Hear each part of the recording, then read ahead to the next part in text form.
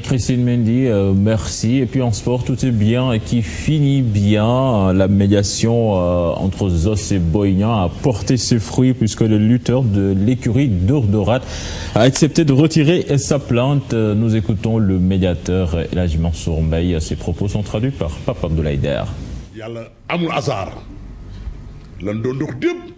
Il n'y a pas de hasard, je veux parler de ce qui nous réunit ici. Pendant plus de 5 tours d'horloge hier, on a essayé de régler le différend entre Zos et Boignan 2. Mais cette médiation n'avait pas abouti. Eh bien, séance tenante, on vient de recevoir un coup de fil de Zos. Il ne va pas porter plainte contre son agresseur.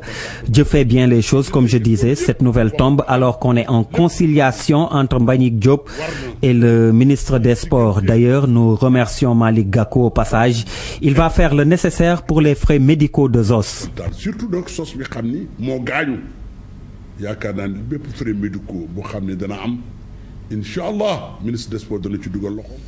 Et puis on en reparlera avec la une des journaux, donc cette affaire Zos Boignan. À noter donc sur votre agenda le ministre des Affaires étrangères qui fait le bilan d'étape après 100 jours de la diplomatie sénégalaise. Maître Alioune Badara Cissé, donc qui fera face à la presse à partir de 10h. Ce sera au King Fahd Hotel. Bijou, c'était tout pour la version française des informations ce matin. Merci beaucoup Cheikh Tidiane Diawo pour ces informations.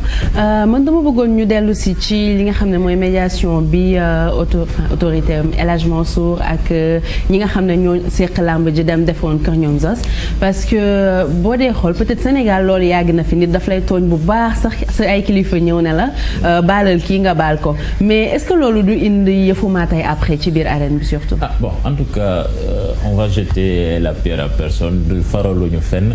Bon, mais aussi c'est bien facile aussi à chaque fois soit un problème, bien vrai que am na ay autorités yu baax yu nekk ci dëkk bi fu am foyer de tension ñu sol seen daal dem lijjanti ko ba affaire yëpp tassé wu lépp delluwaat ci jàmm. Bon, mais aussi en un moment aussi il va falloir que tamit ñu jël seen responsabilité. Je pense aussi les fauteurs de troubles. Oui. Parce que trop de salamalek ça ne règle pas le problème, parce que bu fekkoon médiation bi am na doole dootul amati, mais comme dañuy récidiver, je pense que le fin fond du mot c'est vraiment la violence dans l'arène et qu'il va falloir trouver des solutions, et que par exemple jël nit dóor ko nii ba mu xam pour une personne aussi balèze koo xam ne physiquement dafa taxaw mënoon na fa jaaree je sais pas moi, parce que fi mu ko dóor point mort la baaxul wóorul.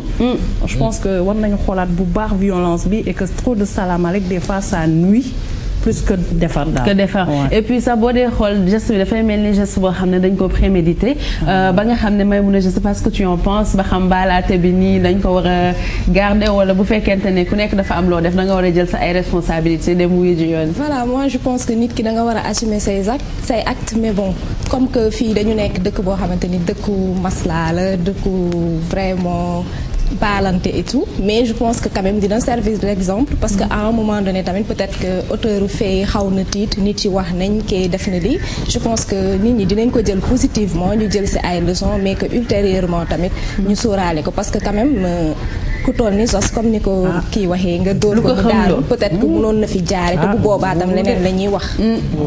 kon boog médiation masla, waaye nag violence bi buñ ko mënee wàññi ci làmb ji ak feneen fu mu mënta doon foog naa ni mooy doon li gën. Et puis parfois nañu bàyyi nit yi ñu répondre ci seen ay actes yi nga xam ne moom la ñuy def, parce que je pense que buñ ko répondre benn yoon ñaari yoon ñetti yoon kuy defaat di nga réfléchir à 2 fois. En tout cas c'est mon avis, ça concerne. En tout cas une journée CNG moom ci xibaar yi fi jot. ñoom tontu nañ ci seen wàll après daal. dinañ ci dellu si dinañ ci dellu si lan la ñu wax ci mbir mi. D'accord Cheikh Tidiane, waaye balaa une journée yi di jot xam naa ne yàqamti nga ko, ñu ànd rek xool tey météo lan la ñu ci jéem ba andil Joséphine. Exactement Bijou, c'est vrai que bërki démb bi mu tawee ba léegi mun nañu wax ne féex na démb. Il a fait bon temps. Il a fait bon temps pour le Ramadan, c'était super cool. C'est parfait. Voilà. Espérons que ce matin aussi, cette journée, ça va se passer de la même manière. Mais pour en savoir davantage, on va tout de suite regarder la météo avec Dieynaba Seydou Ba.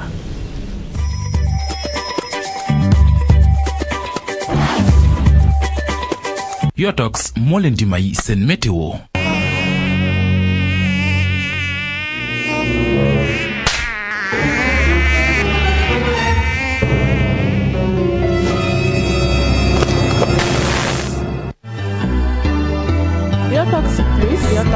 bu bees bi. Yotox, l'efficacité garantie. Bonjour et bienvenue à tous à ce point météo. Alors pour ce mardi, retenez que l'hivernage est toujours d'actualité. Les pluies donc continuent de faire leur bonhomme de chemin tout en arrosant, disons, le sud et le centre du Sénégal. Mais avant de parler de la pluie, parlons des températures. Alors aujourd'hui, une bonne nouvelle pour nous les jeûneurs, puisqu'il y aura une baisse des températures aujourd'hui et plus principalement au sud du Sénégal, où nous aurons donc la minimale des minimales 21 degrés, donc toujours à Kédougou, et toujours cette maximale pour nos parents qui sont au nord du Sénégal, Podor qui enregistre 27 degrés au petit matin. Pour d'autres températures, nous notons 24 degrés à Kaolack, 23 degrés à Tambacounda, 22 degrés à Ziguinchor, 21 degrés également à Kolda, sur la moitié nord du Sénégal. Nous aurons donc, je vous le disais, donc 27 degrés à Podor, 26 à Saint-Louis, 27 à Louga-Linguère, Diourbel enregistre 26 et puis à l'est sur Matam nous aurons 26 degrés. Ce qu'il faut noter, c'est que donc il y aura une baisse donc des températures surtout au sud du pays et c'est dû à la présence de la mousson. Et puis Dakar, nous avions oublié Dakar au petit matin, nous aurons donc 25 degrés et dans l'après-midi une légère hausse des températures avec toujours cette maximale qui est prévue à Podor qui enregistre 38 degrés. Il fait très chaud à Podor. Et puis toujours cette minimale ici à Dakar, 27 degrés au centre du Sénégal. Nous aurons donc 36 degrés à Diourbel. Louga-Linguère enregistre 36 degrés. Au sud du Sénégal, je vous le disais, une légère baisse des températures avec bien sûr 32 degrés à Ziguinchor. Nous aurons 31 degrés également à Kolda, 31 degrés à Kédougou et Tambacounda qui enregistre 33 degrés. En parlant du sud, nous faisons juste une petite transition pour parler donc des pluies, puisque des pluies sont prévues donc également au sud du Sénégal. Aujourd'hui, encore la pluie qui est extrêmement présente, il faut le dire, au sud du Sénégal, sur les régions de Ziguinchor, Kédougou et puis Kolda, Sédhiou également. Et puis Tambacounda, donc des pluies sur la moitié sud et au centre du Sénégal, avec Kaolack qui enregistre également des pluies. Au nord du pays, nous aurons une alternance entre soleil et nuages, un ciel couvert avec un peu de soleil donc sur la région de Matam, de Podor également et de Saint-Louis. Et ici à Dakar, la météo prévoit donc de fines pluies, probables fines pluies au petit matin, mais à part cela donc alternance de soleil et de nuages, c'est prévu pour la région de Dakar. Parlons maintenant des mers. Pour vous les usagers de la mer, retenez donc qu'une marée haute est prévue à partir donc de 12h10, une marée basse à partir de 18h30. Alors vous qui aimez bien les plages et tout, attention puisque la mer elle sera très agitée entre Dakar et Saint-Louis en passant par l'axe Lompoul, Fass Boye et Kayar. Nous aurons toujours cette mer peu agitée à calme sur le littoral sud entre Dakar et Ziguinchor. Alors gilet de sauvetage de rigueur pour les usagers de la mer. Alors parlant du soleil, retenez que son Yeewu Leen est prévu à partir de 6h51 pour se coucher aujourd'hui à 19h41. Alors 13h10 donc pour les jeûneurs, ce n'est rien. Alors bon Ramadan et puis à demain pour d'autres actualités concernant la météo. Yotox moo leen doon may seen météo.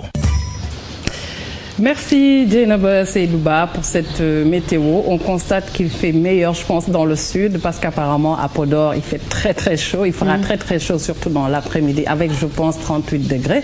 Mais bon, je pense que le sud, quand même, c'est un endroit à découvrir en cette saison parce que des feuilles vertes, vraiment vertes.